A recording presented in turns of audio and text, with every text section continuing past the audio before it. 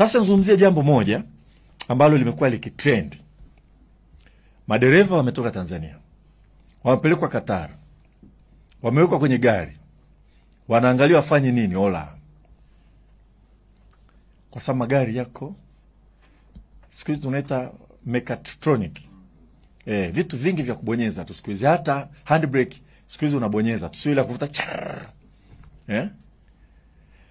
Wameshindwa kupata zile kazi. Sasa labda niseme hiki kwa sababu watu hawajui. Namba moja, wanaowapeleka nje kabla ya kwenda ni vizuri warudi humu ndani. Usipeleke mtu nje tu, kwa sababu wakati mwingine ndio ile upimaji wa IQ. Unadhani mtu ni mjinga kwa sababu hajui choo cha kuflash, wakati umemtoa kijijini hajawahi kuona choo cha kuflash. Alafu nadhani mjinga wakati yeye akikwambia wewe kamata mbuzi umchinje, huwezi.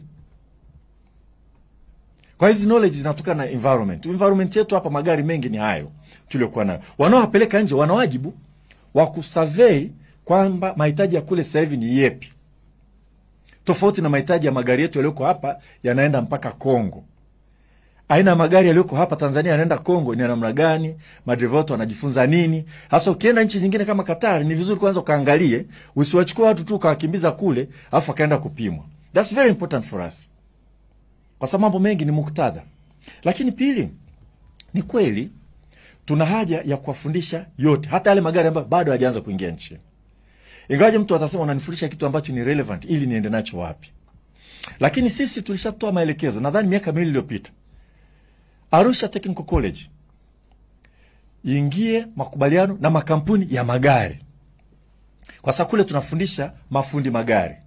Kwamba fundi wa magari hata wenyewe sasa mechatronics ndio order of the day. Sasa unaweza kununua gari, kulifungua na kulifunga. Kama fundi mechanic anayofanya kazi hiyo hajui mechatronics, akilifunga gari linaweza lisiwake. Sababu kila kitu kinatumia umeme, electronics na kadhalika. Kwa huwezi kusema wewe ni fundi mechanic tu katengeneza gari siku hizi.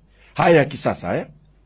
Na huwezi kuwa electrical nani tu katengeneza magari. You have to be able to combine the two. Kwa wale tayari wameanza mazungumzo na wengine wanaingia mkataba kwa ajili ya kuhakikisha kwamba kama ni Toyota tuna sign contract na Toyota. Wakufunzi wetu wajifunze kule waje wafundishe hapa.